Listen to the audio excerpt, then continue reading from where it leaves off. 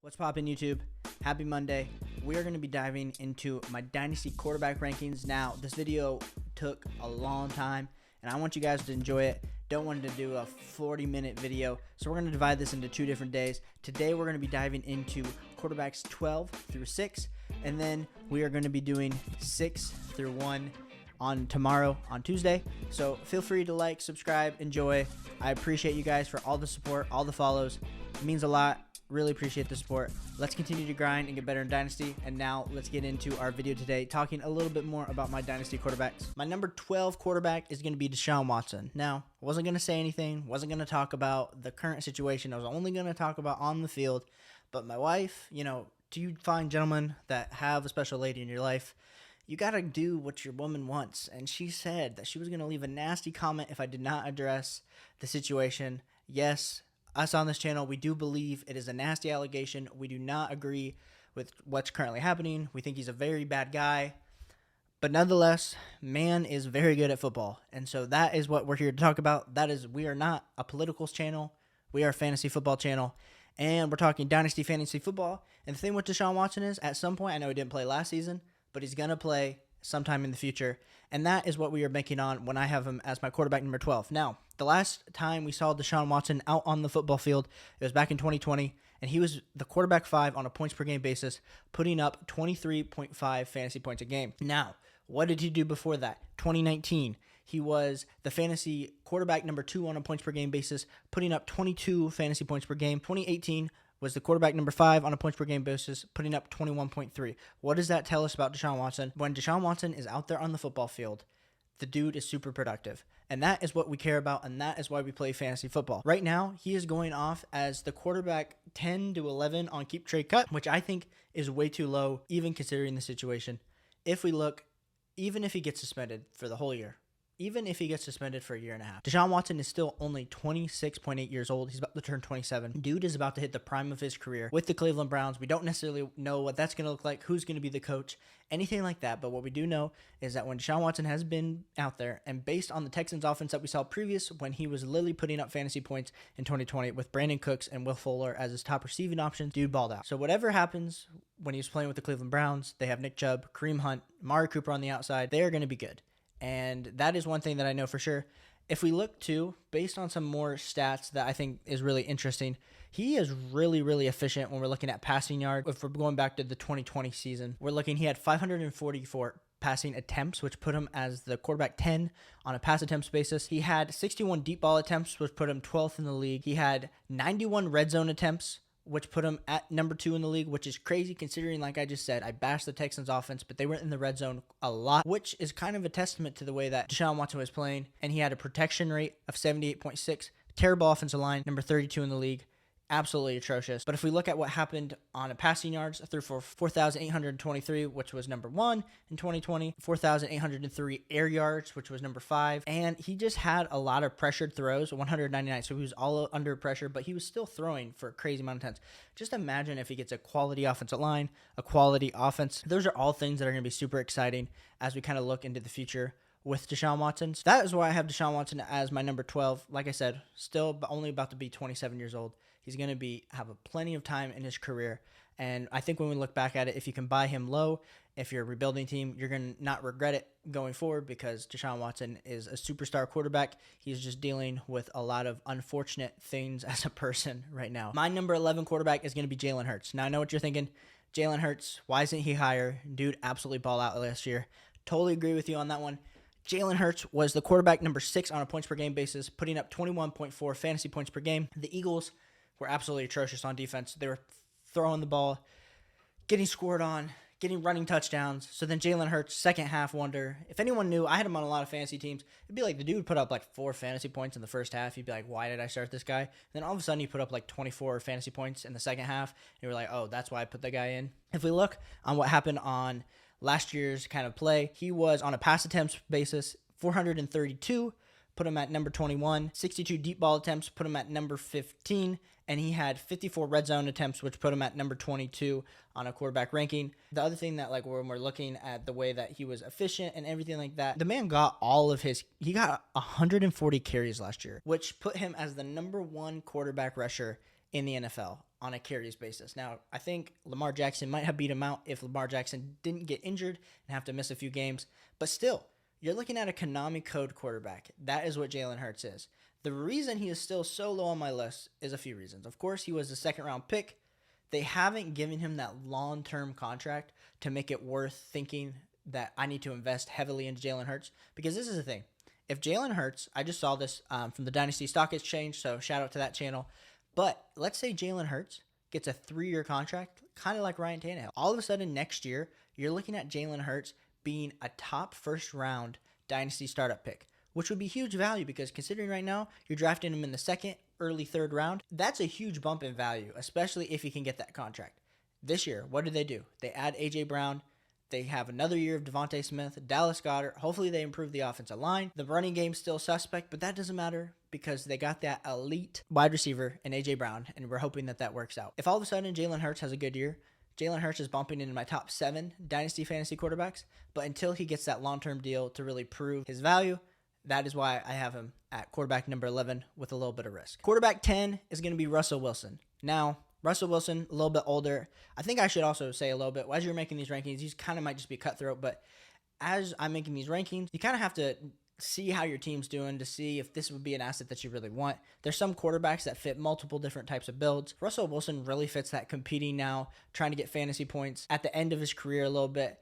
And so kind of take that into consideration when you're looking to buy these quarterbacks. When I'm having these as my dynasty rankings, it's going ahead. But sometimes if someone were to offer me, if I was rebuilding and I had Russell Wilson and someone offers me Jalen Hurts, it might be kind of a toss-up. So that's the thing with these values. You have to look at your team. You have to know exactly where you're at in the rankings, in the power standings, in your league to then make these kind of decisions. Anyway, Russell Wilson is my quarterback 10. Now, Russell Wilson, of course, big trade this offseason going to the Denver Broncos, goes to arguably one of the most talented offenses that he's played on before, and I hope they're going to let Russ cook. That has been the biggest thing with Russ on a fantasy point basis. If we go back to 2019, quarterback 6 on a fantasy points per game basis, 20.7. Same quarterback 6 again in 2020 with 23.3. And then last year kind of fell off with 17.8, put him as the quarterback 13 on a fantasy points per game basis. Now, granted, last year he did only play 14 games because he did get hurt. The thing that I constantly go back to if we look is how low he is on a pass attempts per season. So last season he had 400 attempts, which put him at quarterback number 25 on an attempts basis. Back in 2020, when he had a pretty good season, he was the quarterback 6 on a points per game basis. They let him throw 558 times, which was quarterback number 7. Go back to 2019, he only threw 516 attempts, which put him at QB 12 on a attempts basis. And if we go back to 2018, he also only threw for 427, which put him as the quarterback 20. What does that say? Russell Wilson is not consistently in that top 5 to 7 quarterback attempts on a year-to-year basis. They are not letting Russ cook. So what we're hoping is he goes to Denver. They have Cortland Sutton, Jerry Jeudy. Of course, they have the stellar run game with Javonte Williams. But hopefully, all of a sudden, they let Russell Wilson get those attempts up. And all of a sudden, he's going to go back to being that quarterback 5 to 6 on a points per game basis. And if you have that, as you kind of look forward, Russell Wilson, even though he is older per se, he is only 33. He's about to turn 34 this season. So you can assume he's easily going to play into his 38, 39-year-old self. He did get that big extension with Denver, so you know he's going to be there for a little bit. That is really important, especially if you're a contender. Those are the type of quarterbacks that I'm looking to leverage because he does still, even though he's not the same runner, Konami code quarterback that he was, he still has that scramble ability to buy extra time, look downfield, and throw the ball. And so that is why I have Russell Wilson as my quarterback 10, and hopefully, let's see what happens in Denver. I have a lot of Cortland Sutton shares, so I'm hoping that Russell Wilson cooks. My quarterback number 9 is going to be Matthew Stafford. Now, I know Matthew Stafford, a lot of people are going to say, why is he so high? Is it just the Rams hype? Am I a Rams fan? No, I'm not a Rams fan, but I do love me some Cooper Kupp. I think I said that if you watched my Dynasty Rankings video, you know I love Cooper Kupp. But the thing with Matthew Stafford we have to think about and look at is the fact that he is only 34 years old. He does have the amazing offense with the Rams. They have invested everything into going for it. So Matthew Stafford for the next 2 years is going to be locked and loaded. And let's be honest, here in Dynasty Fantasy Football circles, we really can't project more than 1 to 2 years out because of how quickly something can change. All of a sudden, Mitch Trubisky is a number 1 pick, and then all of a sudden he's the backup on the Bills, and then starting for the Pittsburgh Steelers again. So my thing is, if you bank all your eggs into one basket, sometimes it is a little bit hard to project forward. The thing with Matthew Stafford, we do know he's going to be with the Rams for the next 3 years. He is 34 years old, and he just won the Super Bowl and had a great fantasy football season. What do we know about Matthew Stafford not much rushing upside, purely arm talent. We look at last year, quarterback 11 on a points per game basis, putting up 20.4 fantasy points per game. Back in 2020 with the Lions, 16.9 fantasy points per game, which put him as the quarterback 21 on a points per game basis. And then we look in 2019, 21.4 fantasy points per game, which put him as the QB4 on a points per game basis. The thing that I always like to look at is there's still a lot of reason that Matthew Stafford can improve. Last year, he was the quarterback 8 on an attempts basis. He had 601 passing attempts. They were amazing in the red zone, so they did get to the red zone quite often. The QB3 with 116 red zone attempts. The other thing that was really positive is they had a really positive game script because they got up a lot, which put them with a 2.02 positive game script, which put them as the QB13. So they were in a lot of positive game scripts where they didn't really have to throw the ball much into the second half, which is also another impressive stat considering the fact that he was still the QB11 on a points per game basis.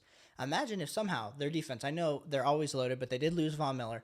Imagine if they give up a few more points this year where they get in a few more shootouts where all of a sudden Matthew Stafford is having to sling the ball to Allen Robinson and Cooper Kupp a little bit longer into the third quarter and fourth quarter. All of a sudden I could easily see a lot of this passing productivity going up. We look at the passing yards, QB3 with 4,886 yards. He had 41 touchdowns, passing touchdowns, which was number 2. I think it could even go up. He had 41 passing touchdowns, which put him as QB number 2 with the second at most passing touchdowns in the league. Those are kind of volatile on a year-to-year basis, so I don't exactly know what to think when we're looking forward and projecting that forward. Of course, he's not a rusher. He was QB 28 in rushing attempts, only had 32 carries last year, so not much to look at when we're looking at rushing. The thing we do know is Cooper Kupp got locked into a contract, Allen Robinson got locked into a contract, and for the next 2 years, I could easily see Matthew Stafford being that top 8 fantasy quarterback, and that's exactly what you want, because the thing is, you're not having to spend that first to second round draft capital to get Matthew Stafford due to age.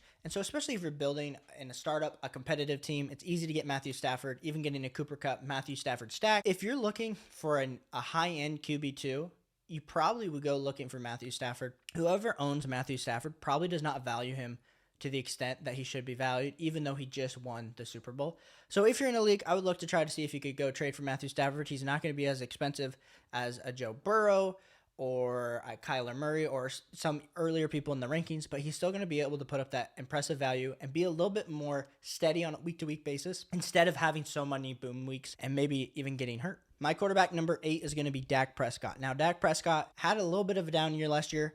Quarterback 9 on a points per game basis with 20.7. Had him on a lot of fantasy teams. So happy I drafted Jalen Hurts as my backup but that was still a hard decision on a week-to-week basis because Dak Prescott still balled out a little bit. Of course, 2020 got hurt, only played 5 games, but still was averaging 27.9 fantasy points per game before he left. Dude was absolutely on fire. Last year, kind of had an up and down year. The thing that makes me so excited for Dak Prescott is the thing that Dak Prescott was viewed as a top 5 Dynasty Fantasy quarterback, has a little bit of down year, pushes him down the rankings. Dak Prescott is only 28.9 years old, so he's about to turn 29. He is about to enter that really prime spot if you're a competitive team, that 29 to 32 age where he's still going to be mobile enough to really extend plays, throw the ball downfield. Dallas is putting the weapons around him. CeeDee Lamb, Dalton Schultz. Of course, they drafted Jalen Tolbert, let Amari Cooper go in free agency, and Michael Gallup probably won't be around until week 8 to week 10 of this season, and we don't even know how he's going to look. The thing that I like about Dak is not afraid to sling the ball downfield. If we look at how he's kind of played, passing productivity-wise, in 2021 did have the 7th most passing yards with 4,494. The other thing that Dak really did well was he had the number 9 most pass attempts with 596. When we're looking at a quarterback that maybe isn't running as much, we really like to see them have that top 10 pass attempts, which really helps provide their value. The more they're slinging the ball downfield, the more potential fantasy points they might have. The other thing is the efficiency with Dak Prescott. He was throwing about 7.5 yards per attempt, which put him at QB 10. Air yards per attempt, he was at 8.1, which put him at QB 13. And fantasy points per dropback. This is a really interesting stat. I probably should have read that off with some of the other quarterbacks, but it's okay. Forgive me for that one.